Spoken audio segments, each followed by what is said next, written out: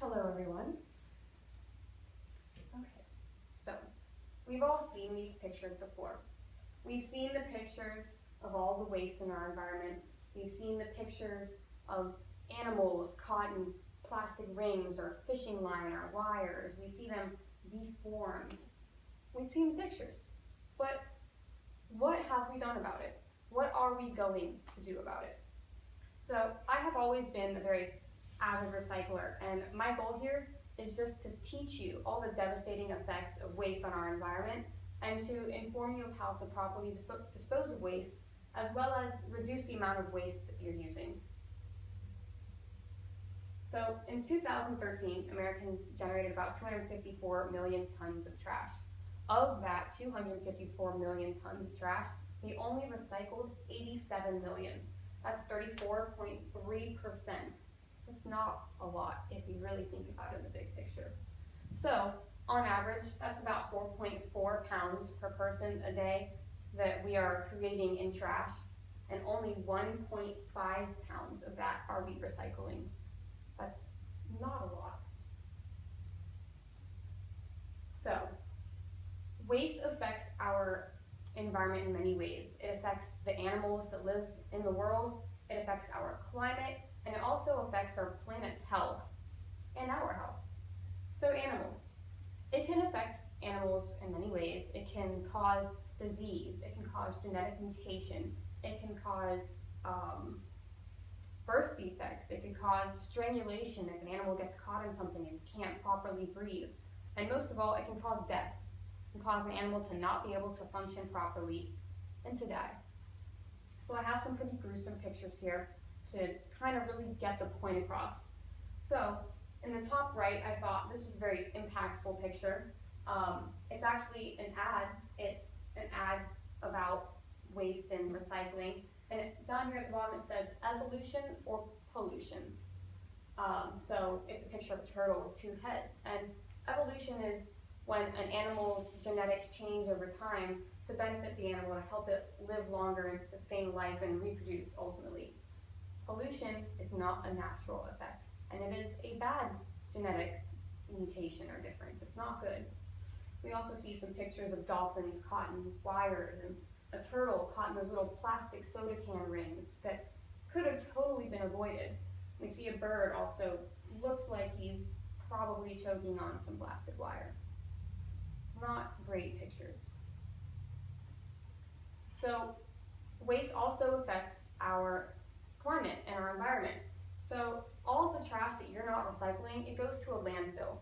In this landfill, it is sitting and getting heated up by the sun, and all those toxins and chemicals are being released into our atmosphere as methane, carbon dioxide, and many, many other gases that are not very helpful to our environment. So methane and carbon dioxide are greenhouse gases. Greenhouse gases create the greenhouse effect where when they go into our atmosphere, they create a little bubble. So as different things are coming through our atmosphere, they're getting trapped, and it's also trapping heat, and it's overall globally warming our planet. So most people think that carbon dioxide is the worst of the greenhouse gases, but it's really not. It's actually methane, having a potential of global warming potential of 21 times that of carbon. That's a lot. So think about how bad you think carbon dioxide is, all those gas emissions, and then think about the methane. So next, going along with the landfill thing, all those toxins that are sitting in the landfill, they also go down as well as up. So batteries, we all throw away batteries probably. Batteries actually release a toxin called mercury and releases that into our soils. And we all know how bad mercury is. It's in, like, they used to make it in the thermometers. They used to make it in thermometers and plenty of other products where they try to filter that out of our society now because it's so harmful to us and our environment. So many toxic chemicals like that all are being released into our soils. Once they get into our soils, they can also get into our water table and travel to the wells that we bring up water from. They can travel to our rivers. They can be in the water that our sprinklers use, that kids play in.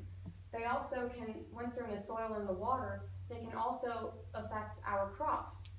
like corn and all of our vegetables that we're eating could be taking up a contaminated water supply as they're growing. So now we see the problem. We see the effects of waste on our environment. So now a solution. It's very simple. We all went to kindergarten. We all learned reduce, reuse, recycle. That's it. That's all it is. So reduce. Reduce the amount of trash and waste that you're taking in and creating. When you go to the grocery store, look at the packaging. Think about how much plastic and trash is within that and wrapping up your product that you're buying.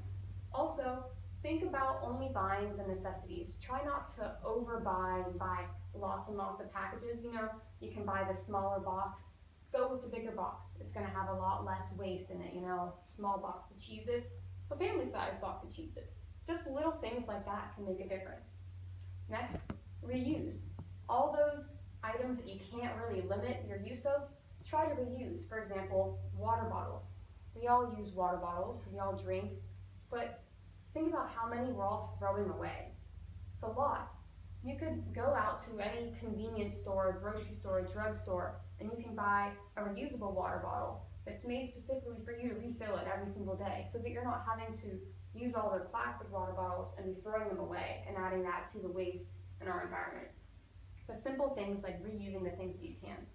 So then, if you can't reduce your use of waste and you can't find too many things in your life to reuse, recycle. Anything that any sort of trash you come up with, try and sort it. Paper, plastic, glass, and even hazardous materials. Many people do not think about hazardous materials when they're recycling, but all those cleaning chemicals that you use in the bottles they come in, those actually can have a lot more toxic chemicals within them that we need to recycle. Also, like I said before, batteries. So just be aware of what you're throwing away, and if there's a program within your community, try and recycle. Also, look in your community and see when the waste communities are coming and picking up hazardous material, because you can have them come to your home and actually pick up all those cleaning supplies and batteries and anything else that could be toxic, and they'll do that for you. So now I want us to just visualize. So up to 60% of the trash that we are all throwing away and creating, up to 60% of that can be recycled. That's a lot of trash that we really could be taking out of our environment, that we don't need to be putting in our environment. It's useless. Also, going back to that water bottle anecdote I went over, did you know a plastic water bottle can take up to 500 years to decompose? All of that, all of those water bottles we're putting into our environment, that's a lot. That's a lot of water bottles all just sitting in our environment. So I chose a picture here to just kind of illustrate the water bottles there. So I went over the effects of waste on our environment, and then I went over how we can change that, how we can fix that by reducing, reusing, and recycling. You may think that you're only one person, that you're not going to make a difference, but you're not. You're one person with power and with a voice, and you can make a difference. Just take the steps. You only get one planet. Just do your part. Much better. Any questions at all? No? No, I think you covered it very well. All right. Very well thank done. you. That was better. Very Thank well you for done. listening. Thank you. Okay, are you went from like a B